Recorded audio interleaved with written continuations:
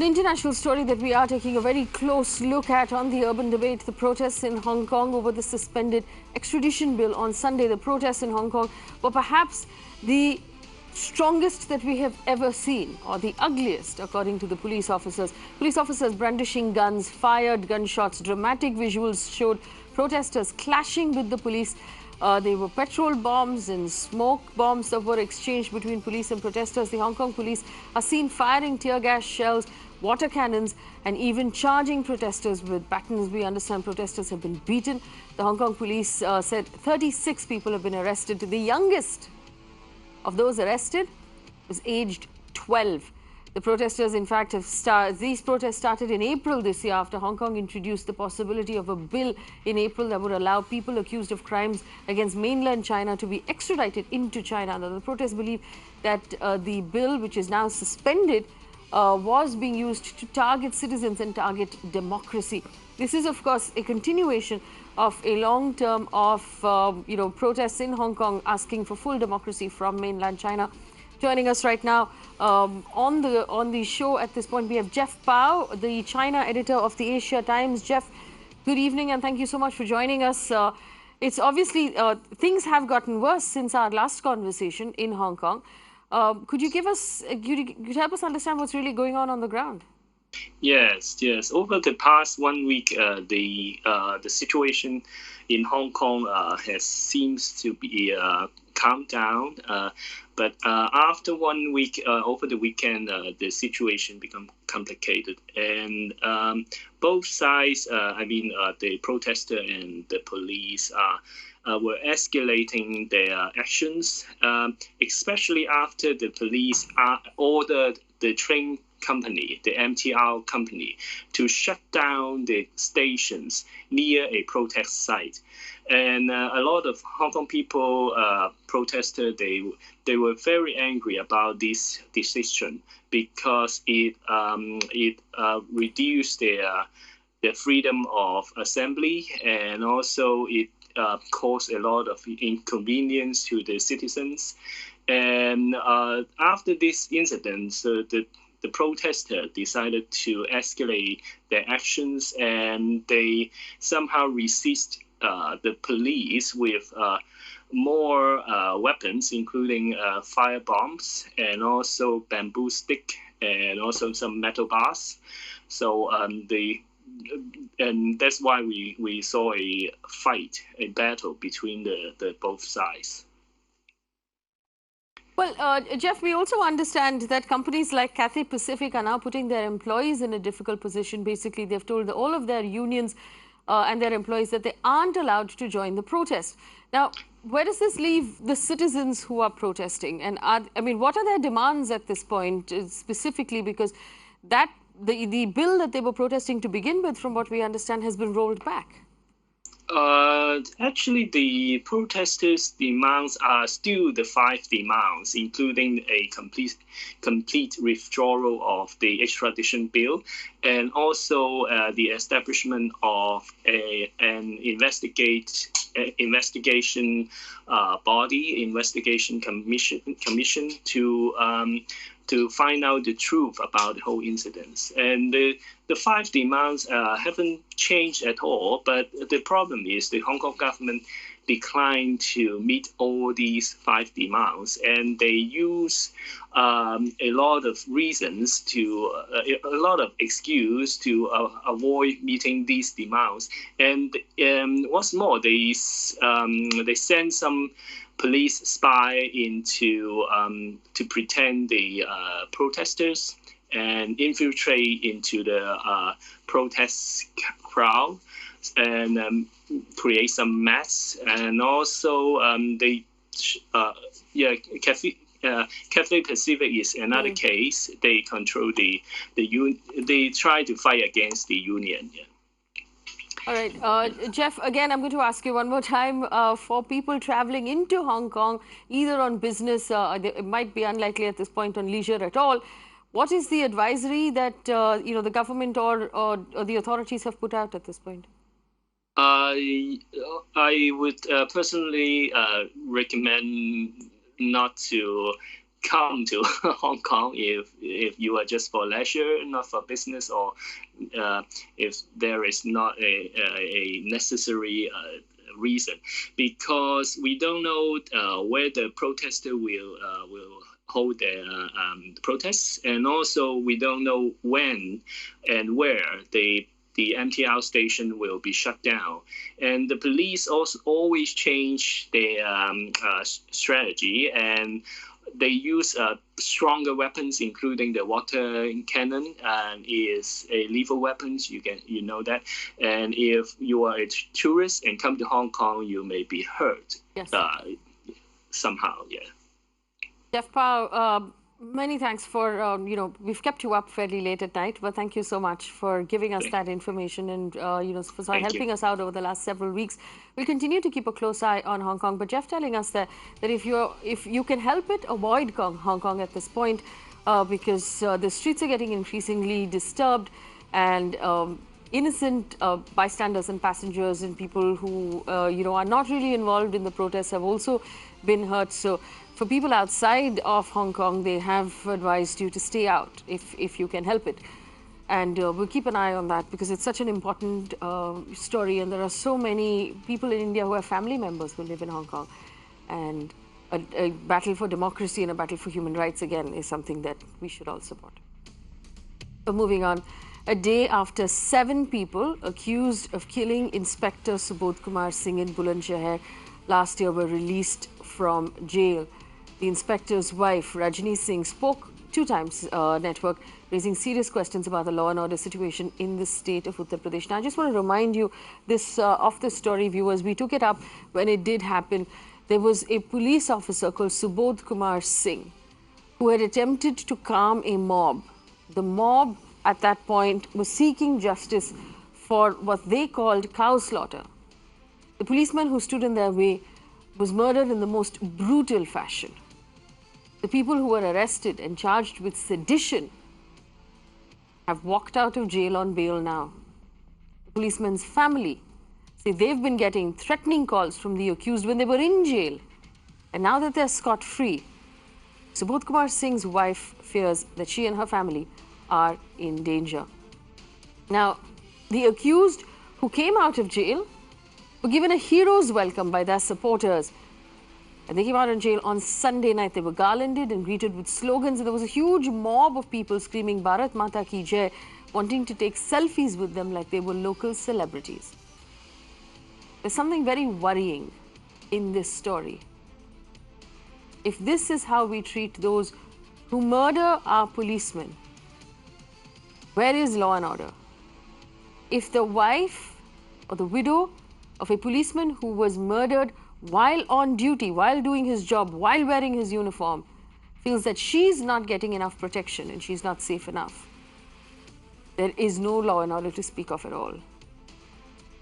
Joining me right now on the show is Rajini Singh, Subodh Kumar Singh's wife, along with Anita Agarwal for the BJP. Dr. P.S. Pasricha is a retired DGP of Maharashtra, and Arvind Mohan is a senior journalist. I want to first have the conversation with Mrs. Singh. Mrs. Singh, good evening, and thank you for joining us. You have said that you believe that your life is in danger and your family's lives are in danger. Could you tell us what is happening right now? Who are you getting these phone calls from, and have you complained to the police?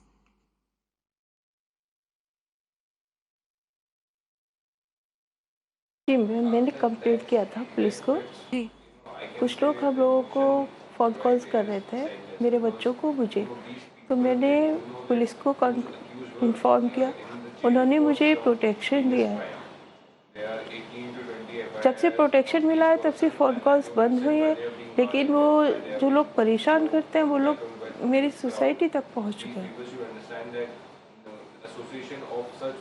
वहाँ आके हम लोगों का address confirm कराते हैं, क्या ये लोग यही रहते हैं? ये हम लोगों के लिए डेंजरस हो सकता है। रजनी जी, आप मुझे बताइए, आपने कहा कि इन लोगों ने आपको भी और आपकी दोनों बच्चों को भी फ़ोन किया है। फ़ोन करके वो आपसे क्या बात करते हैं?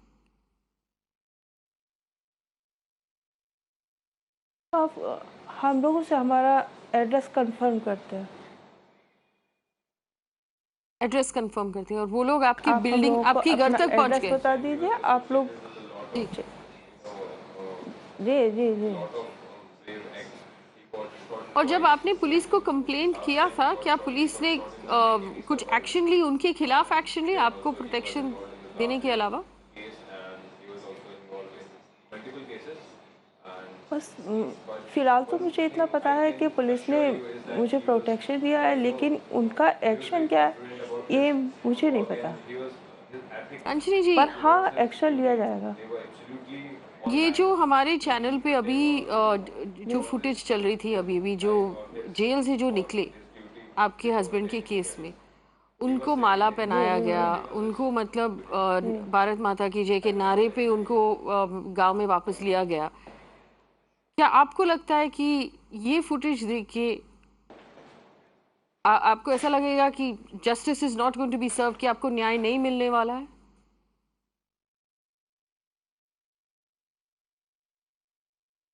देखिए, न्याय तो लड़के ही मिलेगा।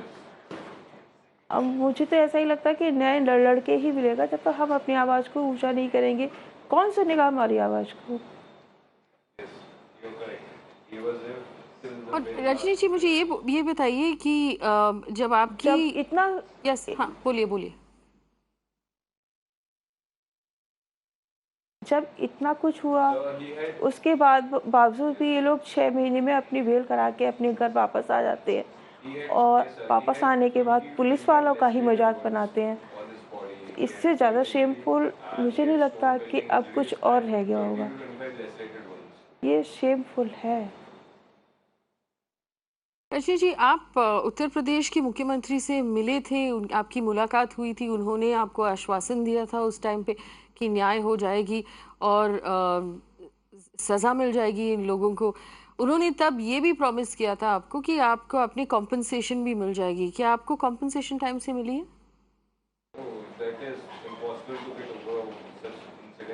कॉम्पनसेशन तो कंप्लीटली नहीं मिली है मैम, पर हाँ कुछ मिली है कम, बट कंप्लीटली कंपनसेशन नहीं मिली है।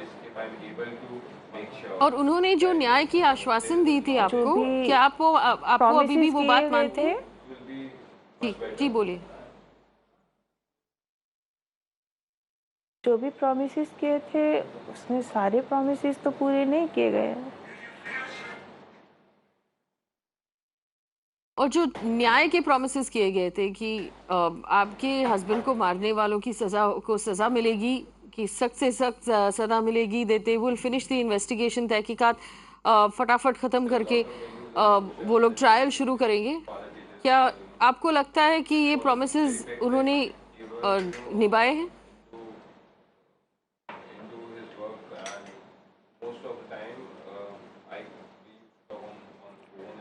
इन लोगों का बेल होना, इन लोगों का रिहा होना इस चीज़ को दर्शाता है कि कहीं ना कहीं कुछ न कुछ छूट टूटी हुई है किसी न किसी से।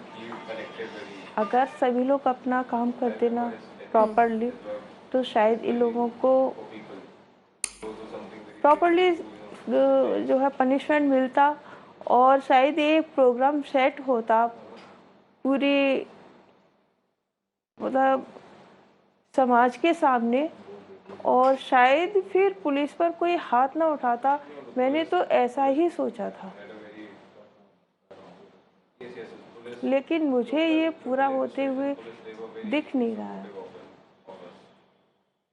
और रजनी जी, आपके आपके हस्बैंड पुलिस अफसर थे।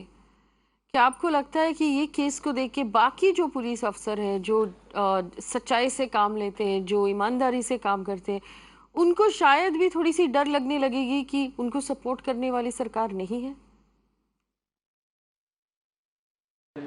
मैम, डर ही नहीं लगने लगेगा। कुछ लोग मुझसे कहते भी है आके कि मुझे तो अब डर लगता है कि अगर मेरे हस्बैंड भी ऑनेस्टली काम करते रहे तो कहीं हम लोगों के साथ भी ऐसा ही ना हो जाए। ये चीज़ एक रॉन्ग मैसेज दे रही है पूरे पुलिस डिपार्टमेंट के लिए। एक बहुत ही रॉन्ग मैसेज दे रही है। यहाँ सबका मनोबल गिर रहा है, मनोबल गिर रहा है, सभी टूट रहे हैं अंदर से कि ये क्या हो रहा है, हम लोगों के साथ क्या हो रहा है ये। अगर हमारा इतना मनोबल गिराया जाएगा तो मनोबल बढ़ाया किसका जा रहा है ये आप खुद ही देख लीजिएगा। जिनका मनोबल बढ़ाया जाएगा वो ही हमारे समाज में जो है पनपेंगे। एक को देखकर दूसरा भी वही काम करेगा, तीसरा भी वही काम करेगा। लोग यही सोचेंगे ना कि हमको इस काम को करने में कुछ नहीं होगा। अगर हम ऑनेस्टली चलेंगे तो शायद हमारे रास्ते में कांटे ही कांटे होंगे और उनके सिवा कुछ नहीं।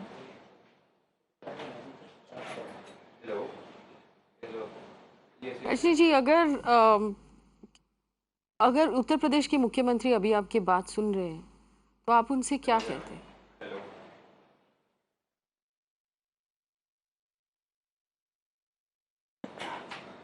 मैं माननीय श्री मुख्यमंत्री जी से कहना चाहूँगी, सर प्लीज़ आप इन लोगों की बेल को कैंसिल कराइए, इन लोगों को प्रॉपरली जो है जेल के अंदर डालिए। ऐसे अराजक तत्वों को खुले छोड़ना हमारे समाज, हमारे लिए नहीं हमारे समाज के लिए भी घातक हो सकता है। हर एक्यूज्ड अपने आप को बेगुनहगार कहता है और ऑन पेपर वो साबित करने की कोशिश भी करता है।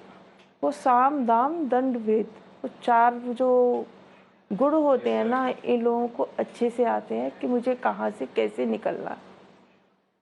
और मेरा तो बस यही रिक्वेस्ट है, प्लीज़ इन सब चीज़ों का बंद किया जाए, बहुत हो गया। रजनी जी, हमारे साथ आप पहले तो I want to say that I am sorry. ये विजुअल जो हम देख रहे हैं अभी, ये बड़ी अफसोस की बात है पूरी देश में अभी ये देख के कि आपको भी ये देखना पड़ा, आपके परिवार को भी ऐसे ये विजुअल या ये शख्स जो अभी जेल से बाहर निकल के उनको माला पहनाया जा रहा है, आपके हस्बैंड की मर्डर की accused. This is something that the entire country should be extremely embarrassed about at this point. We should be apologizing to this grieved woman and her children who are getting death threats from those who are accused of her husband's murder. Joining us on the show, Anita Agarwal is with the BJP, Dr. Pasricha is a retired DGP Maharashtra, and Arvind Mohan is a senior journalist. Anita Agarwal, आप भाजपा की तरफ से आए हो, क्या आप अभी रजनी जी के जो उन्होंने जो कहा उसके जवाब दे देंगे आप कि उत्तर प्रदेश में क्या हो रहा है, कैसे लॉ एंड ऑर्डर है? देखिए रजनी जी, इससे बात सही कि रजनी साथ बहुत ही ख़राब हुआ है, इसमें कोई दो राय नहीं। हम भी उनके सदपेती हमारे उनके साथ। लेकिन सबसे बड़ी बात है, देखिए उनको प्रोटेक्शन दिया गया, ये उन्होंने स्वयं बोला है। और सबसे बड़ी बात है कि न्याय के लिए कानून प्रक्रिया एक अलग होती है, सरकार की प्रक्रिया अलग होती है। कानून अपना काम करती है, सरकार कानून के इंटरफेयर नहीं करती। हाँ, जो एक गवर्नमेंट एडवोकेट होते हैं वो अपने उनको वो जो है वो उनका काम कायदे से होना चाहिए। उन्होंने शायद वो अपना काम कर रहे हैं और शायद हो सकता है इसकी बेल जो है वो आगे इसको कैंसिल कराने के लिए लगेंगे। आपने जो ये विजुअल दिखाया है, ये विजुअल वाकई में बहुत ही मतलब शर्मनाक कह सकते हैं, क्योंकि ये हम भी मानते हैं कि वो कोई युद्ध की लड़ाई लड़के नहीं आए जो उनको जयमाला पहनाई जा रही है। और देखिए कुछ अराजक तत्व ऐसे हैं जो कि पार्टी को और सरकार को बदनाम करने में लगे हैं। वो ऐसा पहले भी आपने देखा होगा कि लखनऊ में कुछ ऐसे भगवाधारी लोगों ने दिखे और उन्होंने वहाँ पे लोगों को मारा, बाद में पता लगा वो दूसरी पार्टी के थे। इसी तरह कुछ अराजक तत्व हैं जो कि वंदे मातरम, भारत माता की जय करके पार्टी को और सरकार को बदनाम कर, क्योंकि उनको ये मानते हैं कि भारत माता की जय, वंदे मातरम हम ही लोग बोलते हैं। लेकिन आप देखिए वहाँ पे कोई भी एक शख्स ऐसा नहीं होगा जो सरकार का हो या पार्टी का हो। ये चीज़ तो बिल्कुल आप मान लीजिए इसकी कार्रवाई होगी और इसमें देखा जाएगा कौन इस तरह के लोग हैं। और आप निश्चित समझिए कि ना तो भाजपा के होंगे ना वो सरकार के लोग होंगे। और अभी योगी जी ने बोला है कि मैं सारे अपराधियों के जितने भी शस्त्र है वो सब उनको निरस्त किए जाएंगे और कोई भी अपराधी जो है यहाँ पे नहीं टिकेगा। उन शुरू से ही योगी सरकार अपराधियों के खिलाफ ही रही है और आज देखिए अपराध पहले से काफी कम हुए हैं। मैं ये नहीं कहती कि खत्म हो गए, लेकिन बहुत ही कम हुए हैं और इस समय यहाँ के अपराधी भी खौफ में है कि हम योगी सरकार में बच नहीं पाएंगे और जनता भी जानती है कि मतलब जो है इस समय हम जो है सेफ चल रहे हैं और हमारा हर तरह से सही चल रहा है। लेकिन हाँ ये है कि कुछ मानसिकता हम समाज के लोगों को भी थोड़ी सी बदलनी पड़ेगी। जो मॉब लिंचिंग की घटना होती है ये सामाजिक प्रक्रिया के कारण होती है, ना कि देखिए हर घर में हर लोग के साथ हर गली में हम पुलिस नहीं कर सकते हैं। लेकिन आप देखिए अगर हम अपनी साइकिल चलाते हैं या अपनी स्कूटर चलाते हैं, किसी से जरा सी लड़ जाते हैं तो उसी समय एकदम से ऐसे लड़ाई करते हैं जैसे मतलब अब इसको मार ही डालेंगे। और आप देखिए अक्सर अगर कार वाला ये चाहता है कि मैं इसकी मदद करूं लेकिन वो नहीं कर पाता, भाग जाता है। एक मिनट अनीता जी आप पॉइंट पे बात कीजिए। एक मिनट आप पॉइंट पे बात कीजिए।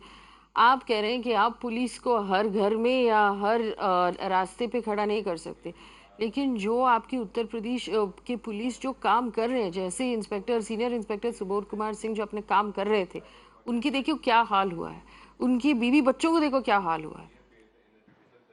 और आप कह रहे हैं कि उत्तर प्रदेश की चीफ मिनिस्टर ने ये आश्वासन दिया है कि न्याय मिलेगी। न्याय कैसे मिलेगी? सेडिशन चार्जेस के 7 जन को बेल मिला है आपके राज्य में। ये पॉसिबल कैसा है? How is it possible that someone who murdered, who is accused of murdering a policeman, has got bail? Dr. Pasricha is with us right now. वो महाराष्ट्र की former DGP है. Dr. Pasricha, I want you to help us understand this. There was sedition, there was murder, there was attempt to murder, there was criminal conspiracy, and these individuals have been released on bail, Dr. Pasricha. It's very easy for Ms. Agarwal to say that the state government has nothing to do with law and order, but the truth is the prosecution is an important part of whether or not these people get bail.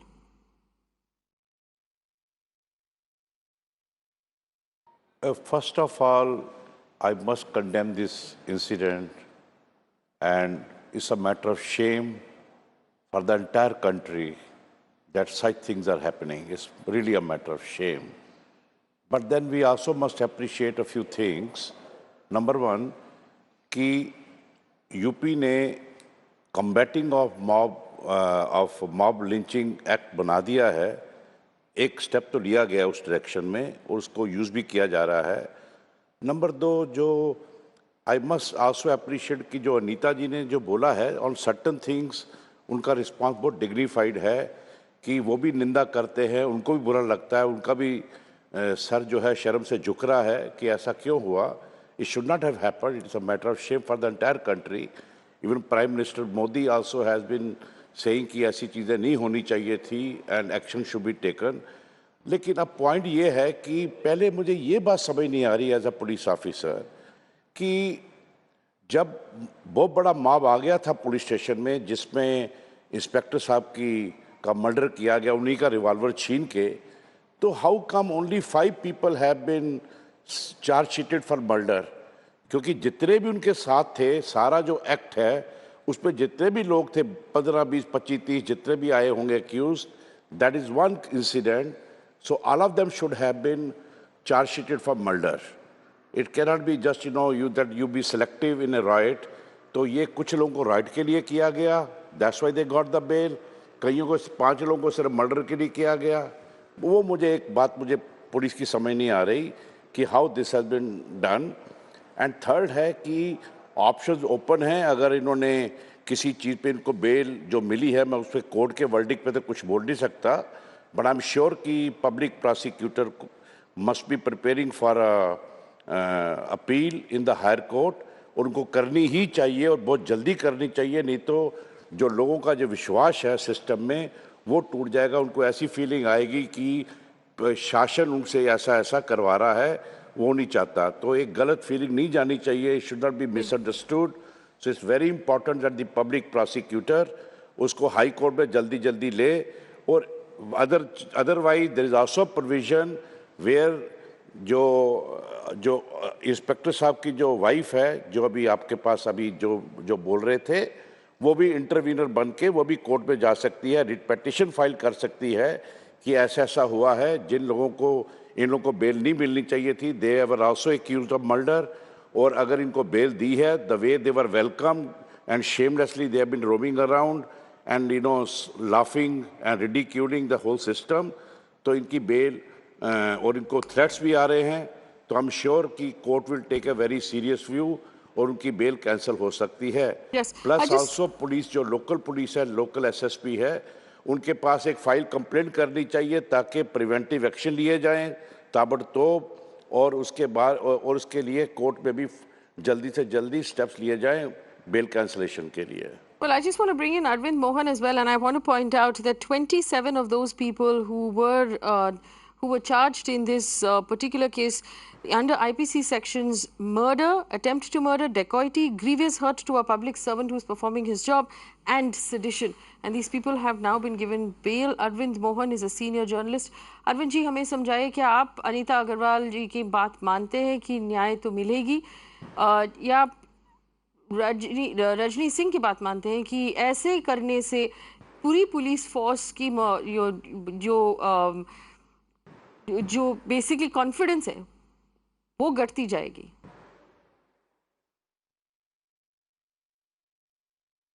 नहीं, रजनी जो बोल रही हैं, मैं तो बहुत उनको dignified मानता हूं, और जिस तरह से बोल रही हैं वो काफ़ी कम बोल रही हैं, और उसमें शायद डर भी शामिल है कि पता नहीं किस तरह से वो बच्चों को संभाल के आगे चलेंगी, क्योंकि उत्तर प्रदेश जैसा बन गया है वो भयावह स्थिति है, भयावह ही बोलना चाहिए उसको। और अभी तक भी जो ये केस यहाँ तक आया है, अगर कि इतने लोग अरेस्ट हुए और उन पे मामला दर्ज हुआ, मेरा मानना है कि ये सिर्फ इसलिए हुआ कि सुबोध सिंह एक पुलिस अफसर थे, तो जो भी कार्रवाई हुई है ये पुलिस के लोगों ने की है अपने हिसाब से, सरकार की तरफ से और बीजेपी की तरफ से सिर्फ इसको ढकने का काम हुआ है। और अभी भी अनीता बोल रही थी बड़े मज़े से कि बीजेपी से कोई वास्ता नहीं है। 5 में एक लड़का युवा मोर्चा का अध्यक्ष है वहाँ का, पार्टी का, और पार्टी ने उसके खिलाफ कोई कार्रवाई नहीं की है। पसरिचा साहब जो बोल रहे हैं वो सही बात है कि इतने सारे लोग उसमें शामिल थे, बिल्कुल गलत है, जो डिटेल्स आए हैं गलत है कि वो युवा मोर्चे का है, वो डरावने। Let him finish speaking please, आप इंटरप्ट मत कीजिए। एकदम सही बात है। और ये जो बातें आ रही हैं ना कि इतने लोगों को दंगा, एक उस अफसर का मर्डर जिस तरह से हुआ है उसकी कहानी सचमुच रोंगटे खड़े करने वाली है। और किसी सभ्य समाज में और अपने को हिंदू बोलने वाले और राम का भक्त बताने वाले और वंदे मातरम का नारा लगाने वाले लोग किसी एक अफसर को पुलिस वर्दी में, वो भी हिंदू अफसर को इस तरह से मार सकते हों, ये शर्मनाक नहीं, इसको डूब मरने वाली बात है उन लोगों के लिए जो ये नारा लगा रहे हैं। और अब वो खुलेआम आके इस तरह से आयोजन कर रहे हैं, इस तरह से मेला लगा रहे हैं, इस तरह से नारे लगा रहे हैं, वो राम के नाम पे भी शर्म है, वंदे मातरम के नाम पे भी शर्म है, और हिंदुस्तान की बहादुरी बताने वालों पे भी शर्म है। तो अगर बीजेपी सरकार को कोई भी शर्म बाकी है तो एक तो तुरंत आगे के अदालत में इस बेल के खिलाफ मूव करना चाहिए और इन लोगों पे एक्शन लेना चाहिए कम से कम पार्टी के तरफ से, और ऐसा एक्शन लेना चाहिए जो और लोगों के लिए भी नजीर बने।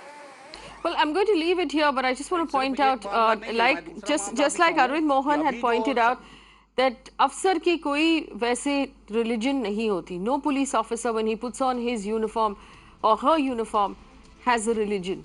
They are human embodiment of the law and order. They're human embodiment of the law. And someone who murders a policeman in uniform needs to be looked at from the harshest eyes of the law. And what we're seeing on your screen is the exact opposite.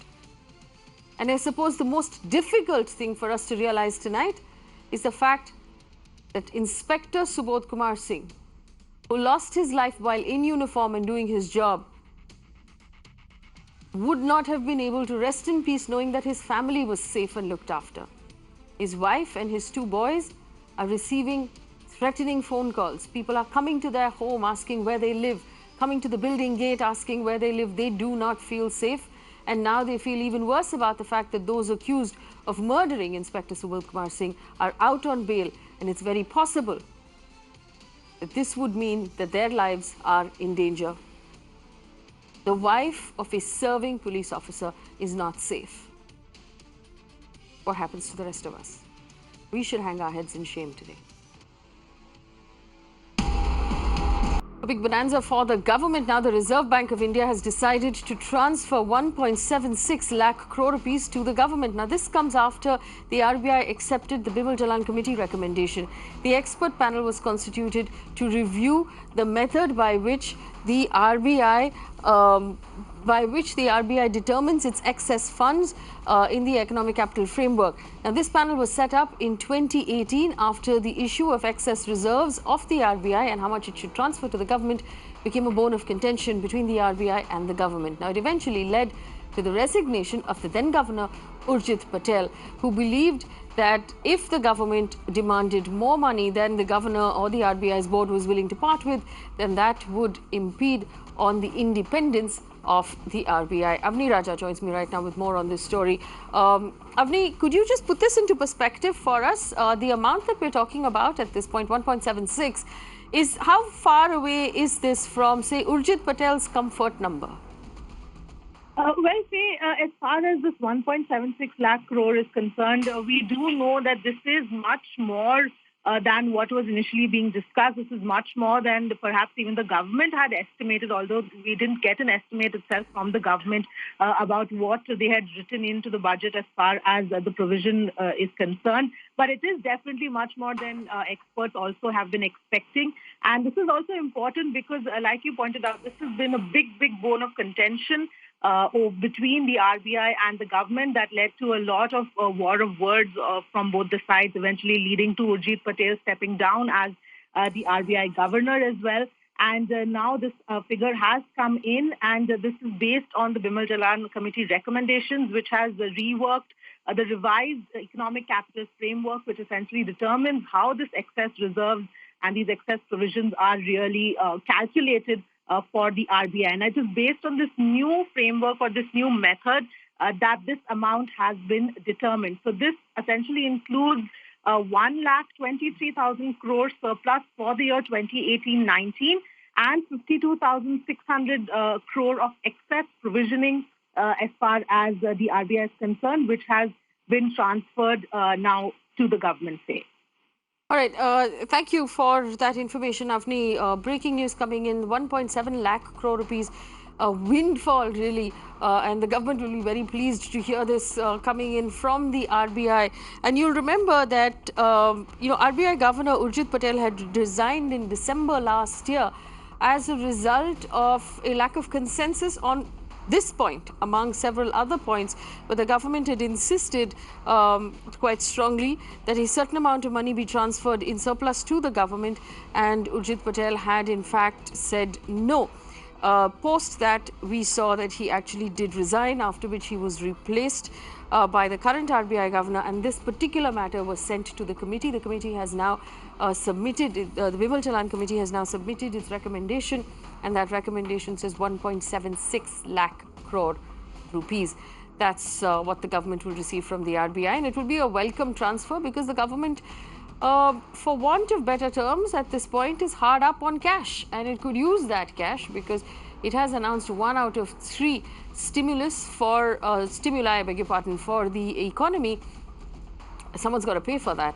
Now, we've been tracking, of course, the economy for the last 1 year. We've been red flagging the economy, the jobs crisis, and several other problems that we've noticed as far as the agriculture sector is concerned and our rural economy is concerned. Now, come budget 2019, followed by the unprecedented fall in the markets, the situation got uglier. Top industry leaders have begun speaking out. The government is listening now. That we know for sure is one piece of good news. On Friday, Finance Minister Nirmala Sitharaman made big announcements. She talked about cheaper loans, simpler GST filings, a big boost for the auto industry, among several other promises. Now, people have been asking us the question of, will this make a difference? Will this address the problem of tax terrorism? Will this perhaps change the things on the ground, which is basically bad consumer sentiment or weak consumer sentiment? Well, there's one indicator we can look at that showed us a difference today, and that's the stock market. The Sensex went up 793 points today. And this is on a day when the rest of the world had very sort of shaky and volatile markets. And we normally run in tandem with the rest of the world, but we went in the complete opposite direction. So if you look at that screen, you'll see from early morning till about an hour into opening, there was some amount of volatility because of global markets, and post that it just shot up from there. So the question that we have to ask is this: does this indicate that the announcement that the centre has made will address the economic crisis fundamentally and structurally, which means that will it change what is causing perhaps the symptoms of cold, or are we only giving right now the economy a paracetamol and hoping that the runny nose and the headache goes away without actually figuring out what's really wrong? That's the question to ask. And of course, we'll work in what this means when the RBI transfers this large amount of money to the government. In the studio with me, Ajay Bagga is a stock markets expert. We have Anjan Roy, is a senior economist. Professor Arun Kumar is the chair professor at the Indian Institute of Social Sciences. And we also have joining us Mr. Mohan Guruswamy, senior economist and advisor to the former finance minister. Mr. Guruswamy, good evening and thank you for joining us. Mr. Bagga, I'll start with you. After 3 months, was it a good day at the markets? It's been a while. Yeah, we've lost about 17 lakh crores from the day of the budget. So, that was the irony on Friday, Faye, that in the media conference, the revenue secretary was asked that how much revenue will you let go based on rolling back this surcharge on the FPIs. And he says maybe 1,400 crores, HNIs and FPIs. And you lost, as a country's wealth, you lost 17 lakh crores for that. So the law of unintended consequences, to realize that, there are so many moving parts to an economy, to understand that when you're taking such measures, what else will get impacted? I think that's a bitter lesson learnt by all investors. But today's been a good day, as you mentioned. But, there's one thing we have learned in the stock market is that, today's gains may be for today, but this doesn't, what does this mean on the long term? So for people watching at home right now who are wondering, does the finance minister's announcement now fix everything? Is everything better? Or is this a band-aid? It's a band-aid. As you said, it's a palliative, it's a paracetamol. There are a lot more things which are wrong with the economy, and we need a lot of fixes. What happened on Friday was at least the Prime Minister's speech of August 15 that wealth creators should be treated with respect. With respect.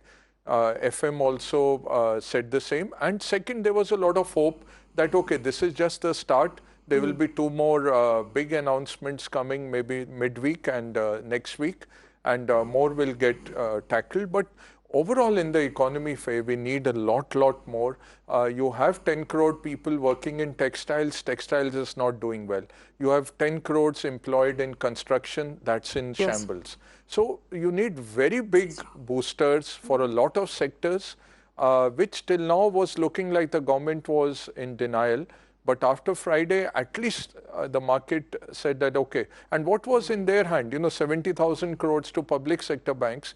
That was an accounting entry to be done because it's bond recapitalization that had to be done. That happening was very positive. It will take 2 weeks to flow through, but that opens so some technically, kind of... a lot of the perhaps what can be described as adverse decisions that were taken in the budget that did hurt sentiment that have been reversed.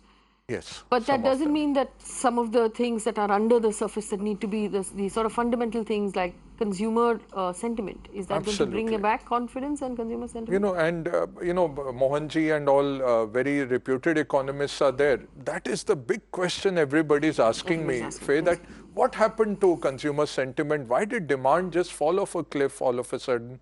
Why did people just stop buying soap or biscuits? I mean, autos and two-wheelers, you can understand. And the other thing was, so many people talking. That day we had somebody from the chief economic advisor talking, where he said socialization. And he said, don't come crying to Papa when you have a... But what are you doing with Air India? 5,300 crores GSM. Air India is not paid. Yes.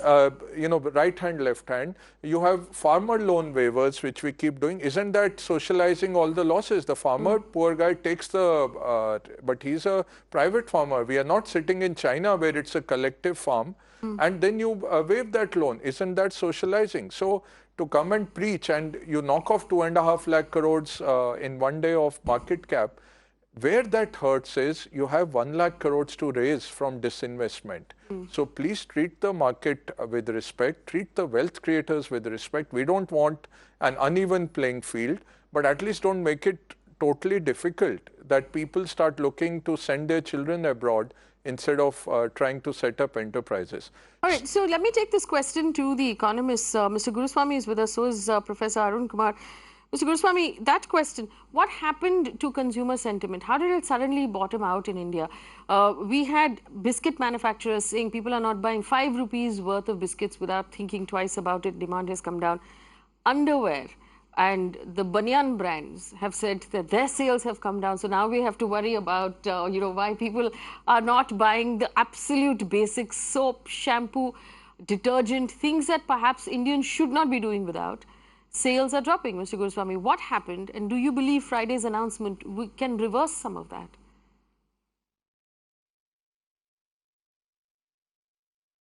I doubt it, Faye, because it's too little. The kind of damage we've suffered in the last 2 years, where almost 1/2 of the economy, which lives in the countryside and in urban slums, have been completely destroyed and devastated. Joblessness, rampant joblessness, decrease in salaries. Look at the rural wage growth. It's been only 2% in the last 3 years. So people are broke, people are desperate. Narega jobs have increased because people have no other place to turn to, so they go for 150 rupees a day. Now, that correction is yet to take place. Now, Mr. Bagga spoke eloquently about wealth creation. This wealth creation business is very notional. Do you remember when in 1991, when Harshad Mehta was ruling, the stock market was booming, but the economy was contracting. We were actually contracting in the first 2 years. So I think stock market going up is good. We're all excited. We feel rich, but there's something else happening in the economy which might go in a completely different direction. And for that, I think the RBI's bonus of 1.76 crores is a good beginning. I think you need more, and the government needs to stop wasteful expenditure. This wasteful expenditure, like Air India's total debt now is 68,000 crores. And forget about biscuits, even domestic gas consumption has come down. So people have gone back to burning firewood after giving all these gas cylinders. So I think you got to look at the other economy. Loan waivers and all are not going to help there. Because loan waivers go to the farmers who have, collateral, who have 10 acres of land and all that, and they get loan waivers. The money lender doesn't give loan waivers. Yes. The farmers who don't have anything go to the money lender.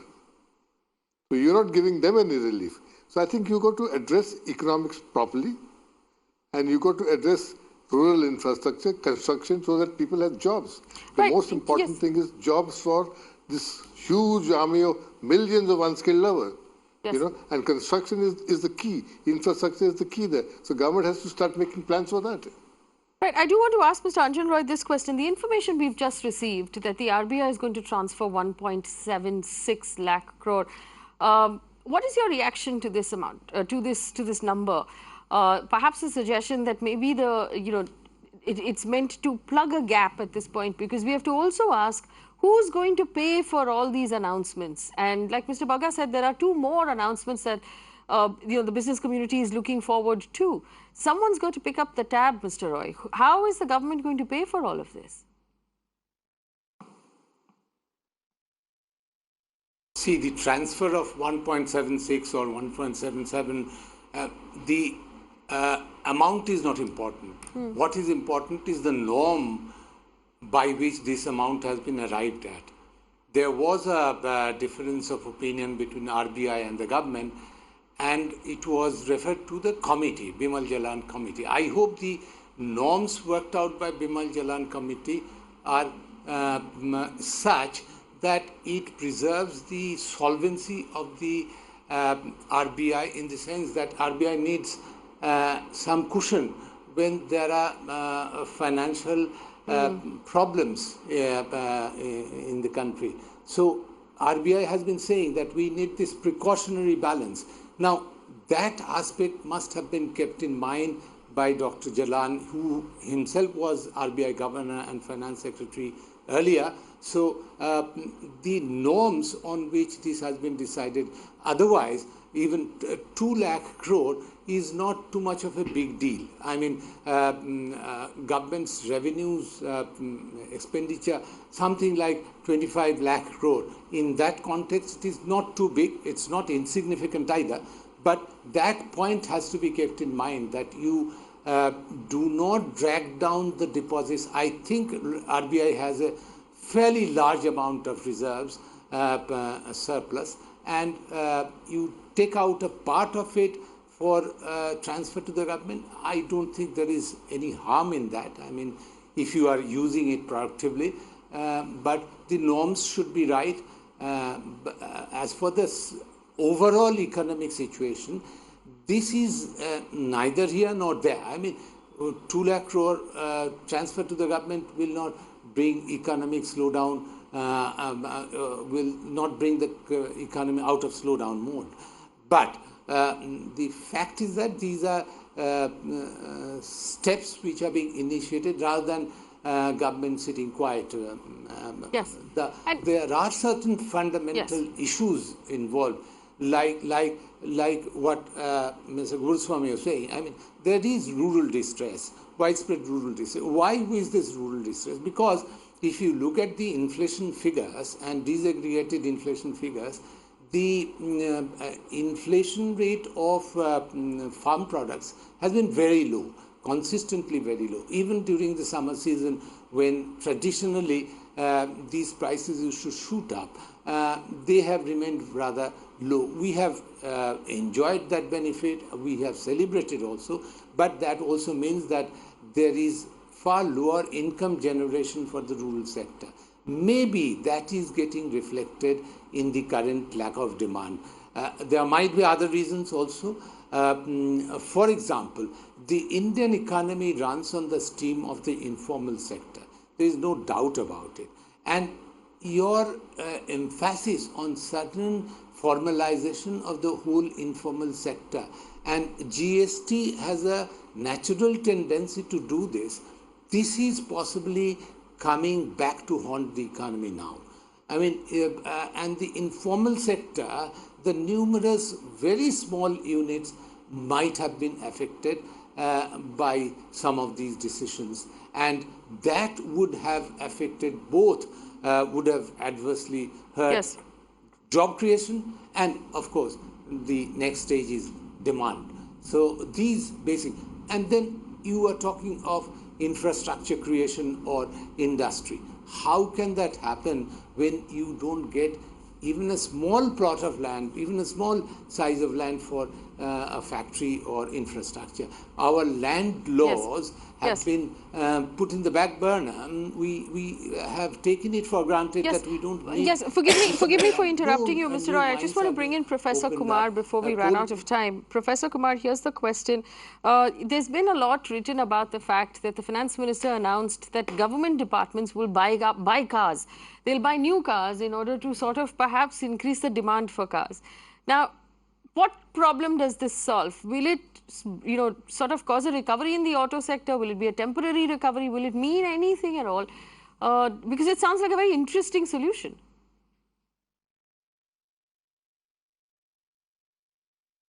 So, this is only a one-shot answer to a very complicated problem. The problem really is, as you've been discussing and other panelists have said, is a decline in demand. And it's not just the auto sector, it's across the board. So, your biscuits and your various other, industries, like textile, etc., have all suffered. The question is, why has this happened? Why has demand dropped? And this demand drop is not just recent. If you notice that the rate of growth of the economy quarter by quarter has been falling for 5 quarters, from 8.2% officially to something like 5.8%, and this quarter is more likely to be 5.3%, So the question is, why is demand dropping? And that's what needs to be answered. And my answer to that is that the unorganized sector got hit very badly, first by demonetization, then by GST, then by the NPAs and the NBFC crisis that hit the economy. And it's the unorganized sector which employs 94% of the workforce, produces 45% of the output. And if 94% of the workforce sees decline in employment, decline in income, then that affects the agriculture sector's demand, because the food demand goes down and therefore food prices begin to drop. So farmers' incomes begin to drop, and that further adds to the demand decline. Now, from the unorganized sector, it has come to the organized sector, because after all, the two are interconnected. And that's why the government's quarterly rate of growth is based on the organized sector's growth, not the unorganized sector's growth. So the organized sector growth also started dropping as a result of this, and that's what you see. So the crisis today is of demand, and for that, the private sector is not investing more because of the fact that there's a spare capacity in the industry. So automobiles are not selling, other things are not selling, so why would they invest more? So as per the RBI data, the capacity utilization is down below 75%. Now, at that rate, investment will not begin to rise, So private investment will not begin to rise. So government has to invest more. But this year, the government has cut the capital budget. Last year, it was 9.25 lakh crore to 8.5 lakh crore. But if we are to achieve the 100 lakh crore target, it should have gone to an average of 20 lakh crore. So at least this year, it should have been raised to 15 to 16 lakh crore. But the budget doesn't have the money for that. So therefore, capital investment are not rising. In fact, they're falling. Now, in this situation, if the government also doesn't increase its investment in the economy, then the demand will not begin to rise. So what the FM has introduced as a package is only for the organized sector. It's not for the unorganized sector, where the problem really began. In fact, I believe that the Chief Economic Advisor is making a statement to the press right now. We'll quickly just tune in, if we could. The way the growth was 5.8% in the quarter, we actually took that into account when we were projecting it. So we'll have to wait and watch. So tax collections are also, the run rate is also... As I said, actually, I think we'll have to wait and watch on some of these. Also on the GDP numbers, that's nowhere near the 7 to 8% potential. I think I've explained that. I've explained this earlier as well, that the investment is what eventually affects growth. And after the highs that we had in around 2008, 2009, investment has not. In fact, we were at about close to 40% of GDP as investment, and now we're actually less than 30%. And so that is something which the effect is showing on growth. Once, so we, as the economic survey and the budget and these measures have actually focused on structural reforms that the government is clearly, focusing on will enable investment and thereby economic growth. So thank you very much. Last one, the bank privatization, do you see some... Chief Economic Advisor making a statement there. Given what all of our guests were obviously telling us, it's going to take a lot more than what the government has done so far. The positive thing is that the stock market recovered today, and secondly, that there seems to be some confidence in the voices that we're speaking to, at least, that the government is receptive and that it's listening. And this seems to be, giving people some confidence in at least the business community, that a government that's listening, which means that there will be changes around the corner. But for now, it's going to take a lot more than what was announced on Friday to actually show us any sort of change on the ground. But before I let you go for tonight, a story that needs our attention, and this has been going on now for far too long. The Amazon rainforest fires continue to rage. Reports have surfaced now of the endless scale of devastation. 84% increase in the number of forest fires compared to just last year. And there have been protests across the world about the inaction of the Brazilian government. The Brazilian authorities say that while this is a natural phenomenon, locals are also involved in deliberately setting fire to the forest. The government has not made any effort, though, to prevent it. And there's been enough said about the fact that the current president of Brazil has, in fact, encouraged deforestation, and this might be a result of that as well. He now has over 40,000 Brazilian troops who have been pushed into action in an effort to put out the fire at the G7 summit that's taking place in France. The conglomerate of, or the G7 countries have decided that they will put in a certain amount of money to put out these fires, to which the Brazilian president responded saying that makes us feel effectively like a colony, something that he's not happy with. Fundamentally, we need to care about it. All the way on the other side of this globe, we need to care about this in India for two reasons. Apparently, this fire will affect every fifth breath you take in. Because 20% of your oxygen comes from that forest. So I want you to think about that right now. Every fifth breath that you take comes from the Amazon jungle. Not enough is being done. This is not being treated like the absolute catastrophic emergency that it really is. And while we think about what's happening in the Amazon jungles, we should also think about what's happening closer to home. In Bangalore, outside the Bannerghatta National Park, what's happening with your forests? In Coorg, in Tamil Nadu and in Andhra Pradesh and in Kerala, outside of Wayanad, are we looking after our forests? In Mumbai, in the RA colony and the national park, are we looking after our forests and our mangroves? In Delhi, in the Aravalis, are we looking after our forests and our mangroves? Remember, you can count as much money as you want to keep the economy healthy, but if there's no air to breathe, all of this is pointless. What are we handing over to our children? This is the most important story. Everything else is pointless. Thanks for watching. Good night.